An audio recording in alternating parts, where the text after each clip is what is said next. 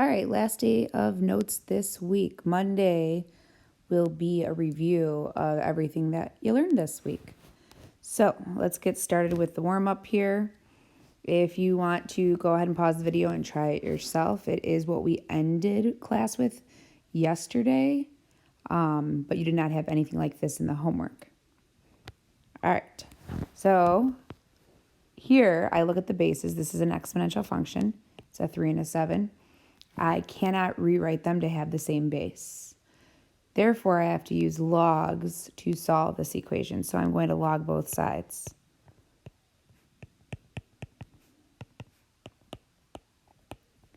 All right, now the whole point of doing that is now that I can bring my exponent, x plus 1, in front of my logarithm, use it as a multiplier. So x plus 1 times log 3 equals log 7. All right, now I just have to get x by itself. Remember, this is multiplication right here. So I'm going to divide both sides by log 3. So now I have x plus 1 equals log 7 over log 3. And the last thing I have to do is get x by itself by subtracting 1. So I'm going to use my lovely eraser here. And I get x equals log 7 over log 3 minus 1. Also, what I want you to notice is that the directions say leave your answer exact, meaning in terms of logs. We're not using a calculator for this at all. Okay, next is solve each exponential equation. So let's look at these and see if we can rewrite these exponential functions to have the same base. We have a 2 and a 4. I can rewrite them to have the same base. A 4 I can change to 2 squared. Don't forget the x that's already located there. All right, now that I have the same base, if the bases are equivalent, the exponents have to be equivalent. So I'm going to set those equal to each other. Realize this is a quadratic with an x squared and an x. In order to solve a quadratic with an x squared and an x, I want to get it to equal to 0 so that I can try to factor it. This is factorable. There is a GCF. That GCF is x. Set each factor equal to 0 and solve, and I have two solutions. X equals 0, x equals 2. Remember, in exponential functions, you don't have to check your solutions because their domain is all real numbers.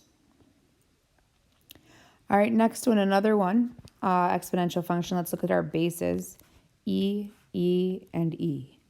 Therefore, yes, we can do this. They all have a base of e. So the left side's all cleaned up. The right side, however, is not. So the first thing I can do is I can fix this e to the x to the 4th. I have a power to a power, so I can keep my base and multiply my exponents. Now, if I want to make this one fraction right here, realize you have e to the 4x times 1 over e to the x, or sorry, e to the 6. E to the 4x times 1 over e to the 6. Remember, when you have two numbers that are both fractions, now a fraction, you can simplify this just by multiplying straight across. So this becomes e to the 4x over e to the 6. Now what I can do is, since I have the same base, I can use that property of where I can subtract my exponents. Keep your base, subtract your exponents. So I have e to the 4x minus 6. So now I'm at the point where it's similar to the last one. I have the same base, so I can set the exponents equal to each other. 2x equals 4x minus 6. Subtract 4x from both sides.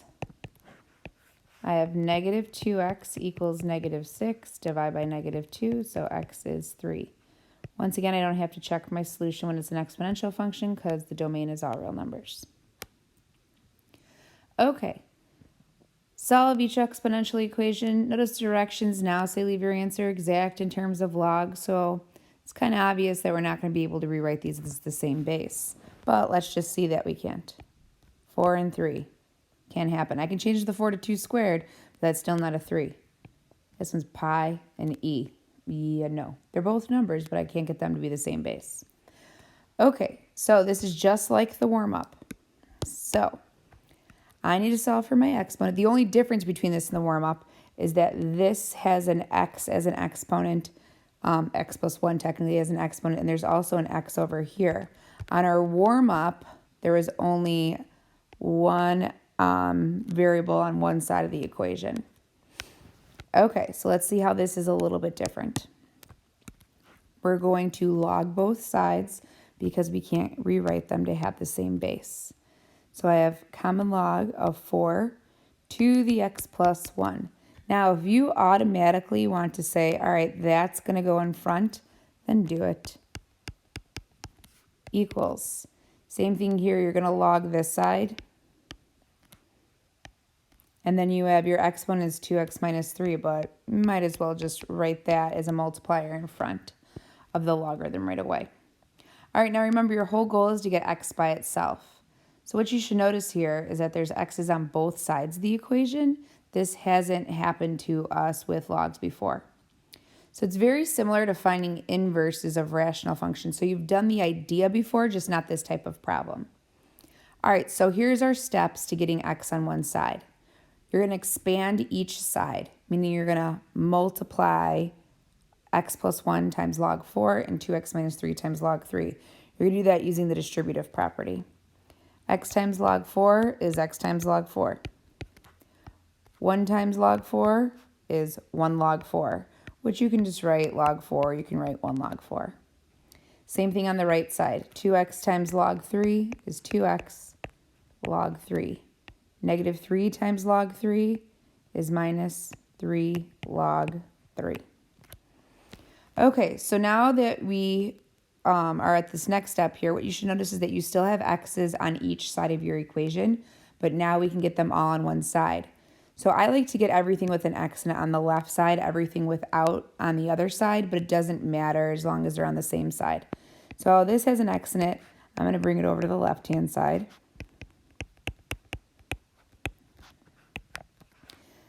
This log 4 here doesn't have an x in it, so it's got to go. So I'm going to get rid of this log 4, get rid of this log 4. All right, so now I'm going to write what I have on the left-hand side. I have x log 4 minus 2x log 3 equals, and then it doesn't matter the order that I wrote any of these. This could have been first and this could have been second. This could be first, this can be second. It doesn't matter. So I'm going to write negative 3 log 3 minus common log 4. Okay, so now remember my whole goal is to get x by itself. So if you look here on the left side, both of these, let's change that to a highlighter, both of these have x in them, and I need to get it out of those two. So how do I get the x out of both of those? I factor it out. I don't like that that's yellow, so I'm going to go back to green. So I'm factoring the x out of each of those terms.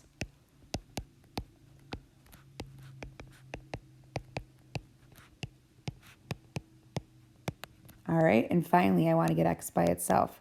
Remember, this is x times this. So to get x by itself, I have to divide by this log 4 minus 2 log 3. Log 4 minus 2 log 3. So my final answer is x equals this right here. Now, what you have to remember is that 1 over 1 is equivalent to negative 1 over negative 1. So the exact opposite of this answer, well, I shouldn't say if everything's the opposite, it's equivalent. So if you had a positive 3 log 3 plus log 4 divided by negative log 4 plus 2 log 3, that is an equivalent answer. So you have to remember that when checking your answers. Okay, let's try one more, and then we'll move on to the last topic. Solving exponential equations once again. So if I look at my bases, pi and e, cannot get them to have the same base. Now I could definitely log both sides. There'd be absolutely nothing wrong with that. But since this is an e, I'm actually going to natural log both sides because you'll see that it actually benefits me. It's less work. Good things happen. So let's natural log. And on any of the problems, you can use natural log or common log.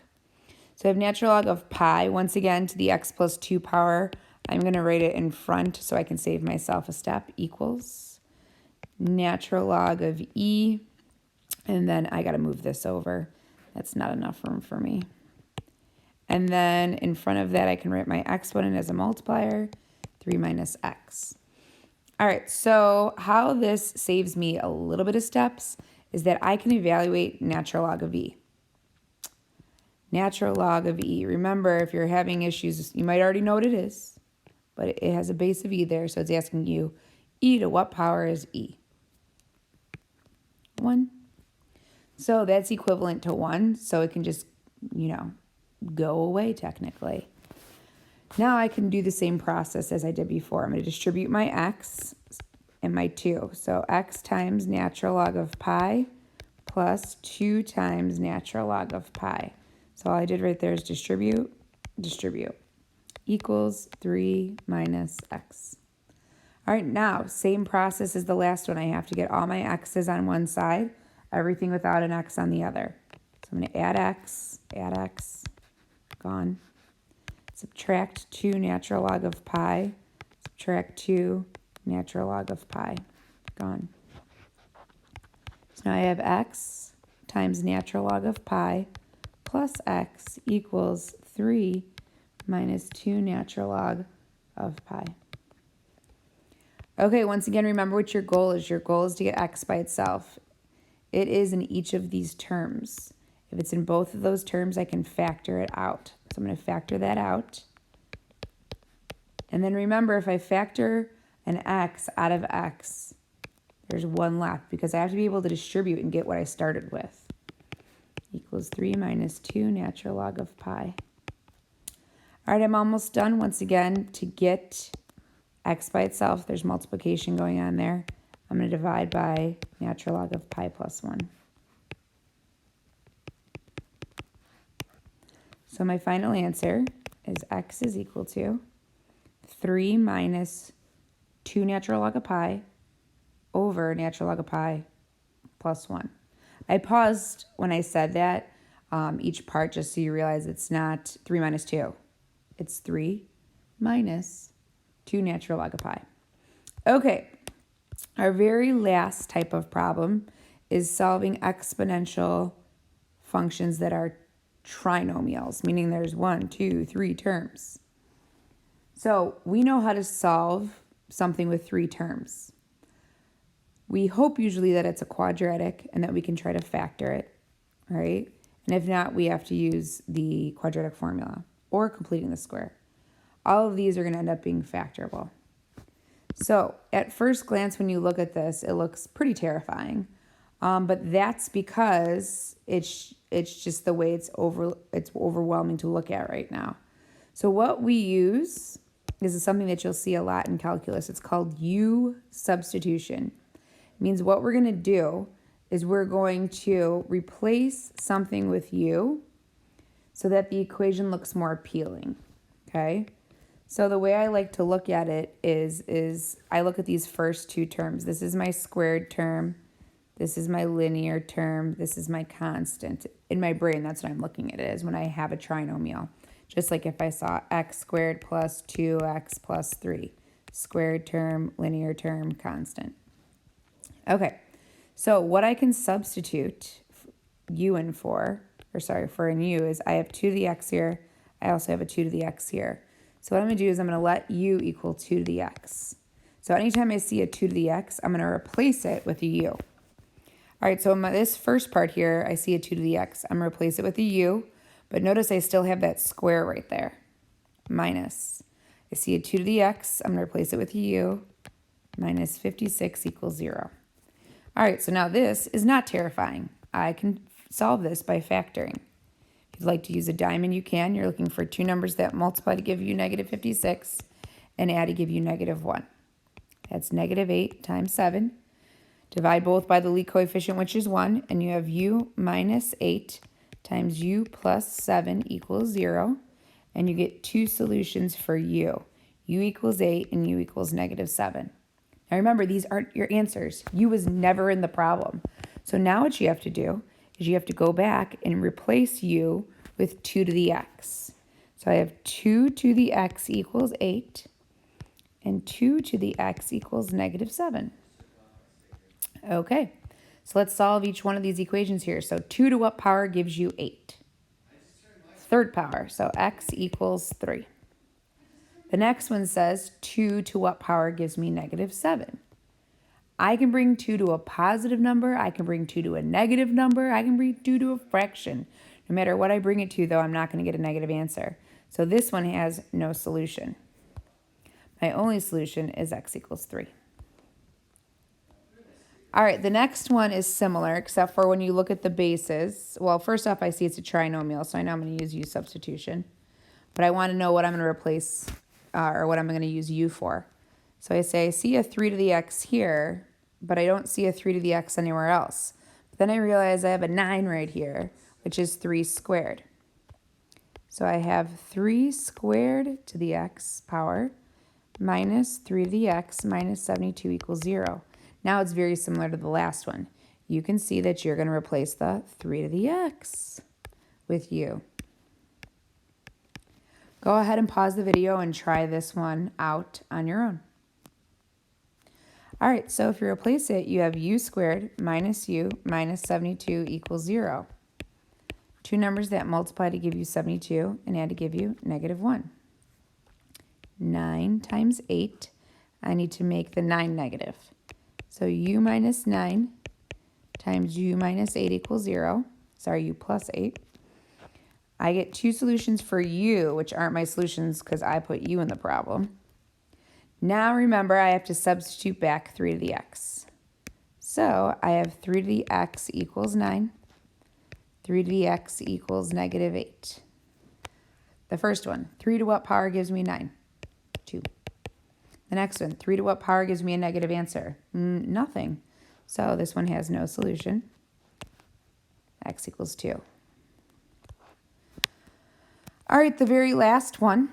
This one's just mildly different. I would say pause the video and try it on your own, but if you look at this one here, your middle term is 3 to the x.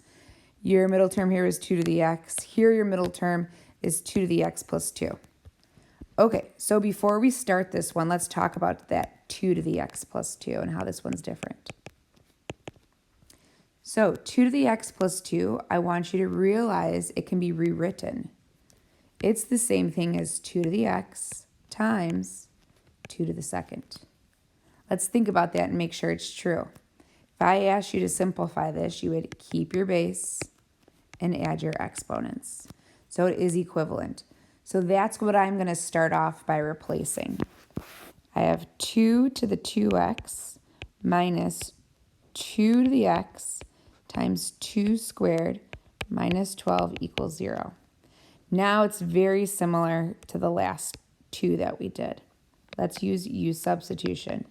We're going to let u equal 2 to the x. That way I can replace this 2 to the x and this 2 to the x. All right, let's do that. I have u squared minus, this is a u and 2 squared is 4. So 4u minus 12 equals 0.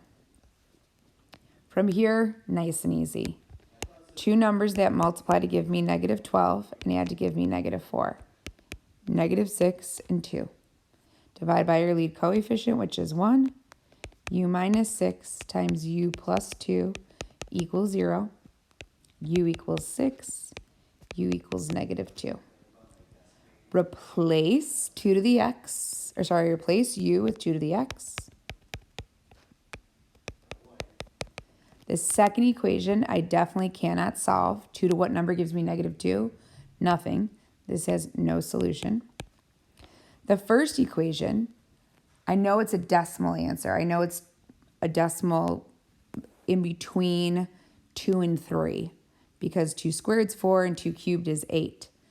But I know it's not a whole number answer, so it's not going to just be the answer's 2 or the answer's 3 or the answer's 4 or the answer's a half, anything like that. Instead, I have to say, if I saw this, how would I solve for my exponent? So how do I solve for an exponent? The answer is use logarithms.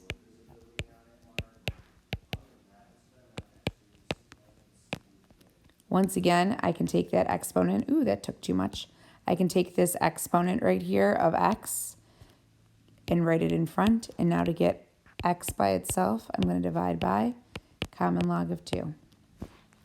So my final answer is x equals log 6 divided by log 2. And once again, you can leave your answer in terms of logs.